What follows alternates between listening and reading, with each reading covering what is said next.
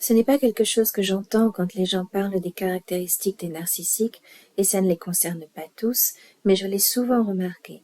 Certains parlent vite et fort, et je ne pense pas que ce soit un hasard. De plus, les personnes qui ont tendance à attirer beaucoup de narcissiques ont souvent un bon degré d'empathie, et très fréquemment, cela va de pair avec une sensibilité accrue. Donc quelqu'un qui parle fort, cela sature leur sens, et ils utilisent une bonne dose d'énergie pour supporter ou tenter de ne pas être trop affectés. Cet effort empiète sur le traitement de l'information. Si en plus l'autre parle vite, cela ne fait que saturer encore plus son mental qui commence à décrocher.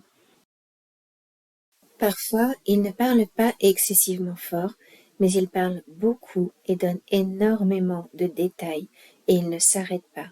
Cela me fait penser à certaines techniques d'hypnose avec lesquelles on cherche à saturer le mental pour le faire lâcher et accéder directement à l'inconscient du sujet qui du coup n'est plus totalement maître de lui-même. Quand on utilise l'expression « tu me saoules », ce n'est pas neutre. Quand quelqu'un est saoul, il n'a que peu de discernement, beaucoup moins de défense, beaucoup moins de réflexes. Il est affaibli, il est confus. On peut lui faire faire des choses qu'il n'aurait pas fait par ailleurs. C'est exactement ce que font certains narcissiques quand ils nous saoulent avec leur voix et leur débit de parole. J'ai connu plusieurs personnes comme ça, hommes et femmes.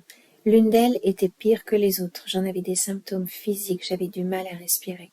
Au bout d'un moment, je n'avais plus la force de réfléchir, ni de la contredire. Dans une prochaine vidéo, je vous parlerai d'une 6e stratégie qui vise à créer de la confusion.